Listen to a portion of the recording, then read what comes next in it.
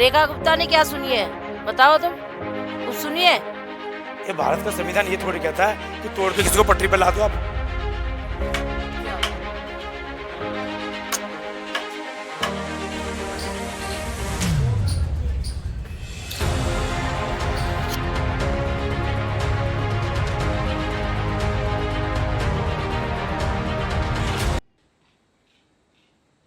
नमस्कार, आप देख रहे हैं वॉइस ऑफ पीपल यानी जनता की आवाज़ में हूँ आपके साथ कार्तिकेय शर्मा। इस वक्त मैं मौजूद हूँ यमुना घाट पे।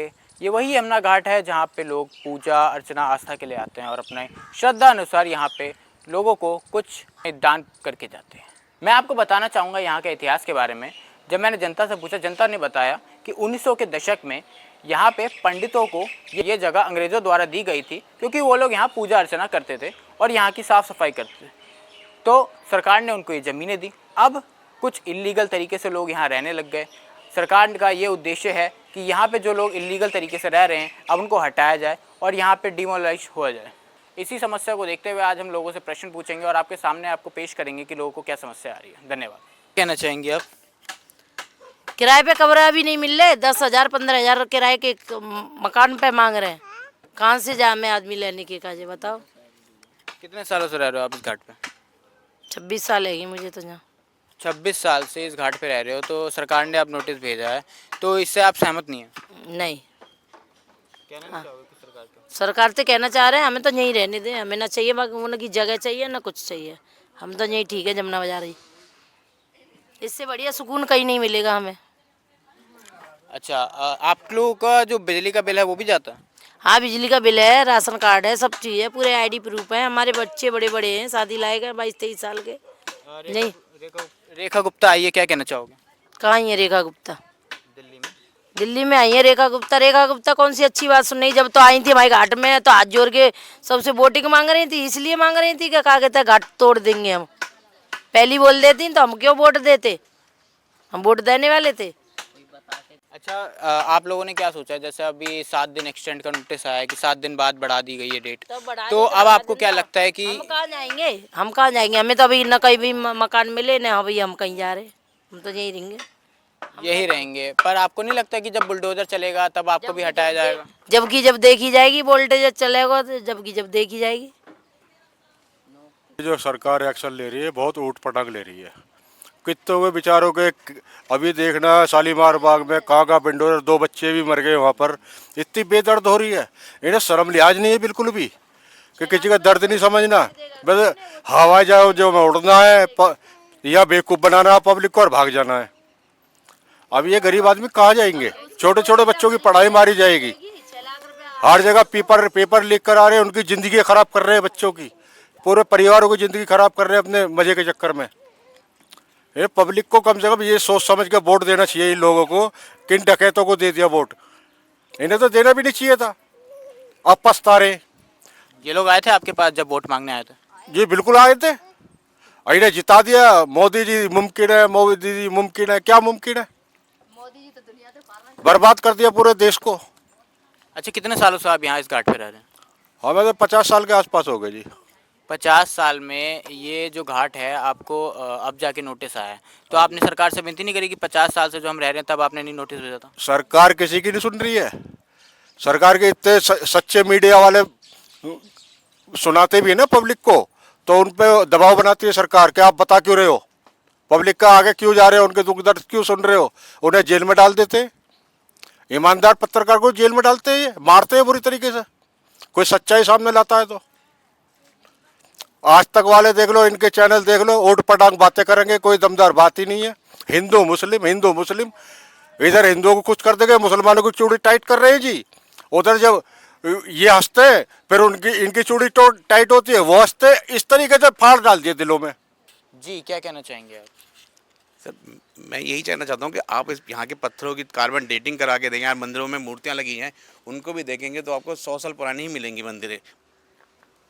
मतलब यहाँ पे जो 2000 शीला दीक्षित सरकार टाइम में जेपी अग्रवाल जी हमारे चाइनीज जो कि मेंबर ऑफ पार्लियामेंट थे, उन्होंने ही घाटों पे थोड़ी बहुत मरम्मत कराई थी, टाइल वाइल लगाई थी और पत्थरों का, सीढ़ियों का मरम्मत कराई थी। हर घाट के अंदर थोड़ा बहुत प्लस्तर करवाया था। उसके बाद से किसी सरकार ने यहाँ पे कुछ भी काम नहीं किया गया। अच्छा, जो सरकार है जो इसकी मरम्मत कराई थी, आपने बताया जैसे कि, तो जब वोट मांगने आए थे तब उन्होंने बोला था कि हम इसको ठीक करा के देंगे और आपको जो अवैध है उसको पूरा पक्का मकान करा के देंगे।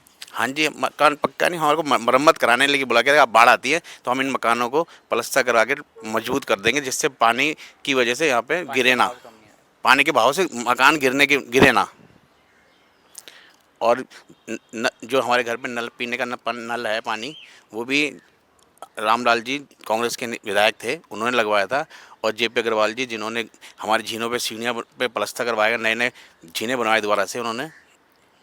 क्या लगता है सरकार आपने देखी होगी, क्योंकि आप तो बहुत सालों से रह रहे हैं, कांग्रेस भी आई आपके टाइम में, आम आदमी पार्टी भी आई और बीजेपी भी आई, तो तीनों सरकारों में से सबसे ज़्यादा अगर आपको फ़ायदा हुआ है तो वो किस सरकार के फ़ायदे में हुआ है? सर, कांग्रेस सरकार के टाइम पे बहुत फ़ायदा हुआ है, क्योंकि कांग्रेस सरकार ने हमारे लिए पीने के पानी का पाइपलाइन का इस्तेमाल बनवाया गया और हमारे घरों को थोड़ी बहुत टाइल वाइल लगवाई और जमुना जी में नहाने के लिए सीढ़ियों की मरम्मत कराई गई। ये हमारी जगह है, कोर्ट भी मानती कि डीडी की जगह, फ्लड डिपार्टमेंट की जगह। एक तरफ फैसला, दूसरा ये आया हमारा घाट का, जो 32 साल से हमारा कोर्ट में केस चल रहा था, राजेश मलिक था हमारा कोर्ट में, तो लास्ट फैसला जो 32 साल बाद आया है हमारा फैसला, जो दूसरा जो विरोधी जिससे हमारा केस चल रहा था, अपोजिट पार्टी रमेश चंद्र यादव, उनने उनके हक में कर दिया कि आपसे पहले ये रहते ये घाट के हकदार मालिकाना ये है, उनको सौंप के कागज देखा था आपने, पढ़ा भी है कि उनको सौंप दिया घाट ये, और हमारा खारिज कर दिया है। अब ये बताओ, जब हमारा आपने खारिज कर दिया है, तो जब हाई कोर्ट के जज ये बता रहे हैं कि जो ये घाट है सारे डीडीए के, फ्लड डिपार्टमेंट के हैं, तो हमारे केस में ऐसे सोतेला व्यवहार कैसे? जब दूसरी पार्टी को दिया क्यों? तब जब आप कह रहे हो खुद की कोर्ट की, ये हाई कोर्ट कह रही है ना कि जगह डीडीए की है, फ्लड डिपार्टमेंट की है, तो दूसरी पार्टी को कैसे दे दिया? कोर्ट को, डीडीए को सौंपना चाहिए ना। गलत है ना फैसला।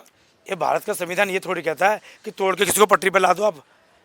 अब कल को बच्चे को कुछ हो गया, गर्मी लग गई, 10 लग के मर गया बेचारा, परिवार का कोई सदस्य को दिक्कत हो गई, हानि हो गई, इसको तोड़ने के बाद जान मान का नुकसान हो गया उनको, या सामान उनका चोरी हो गया, बाहर पटरी पड़े हुए हैं, कौन जिम्मेवार होगा इसका?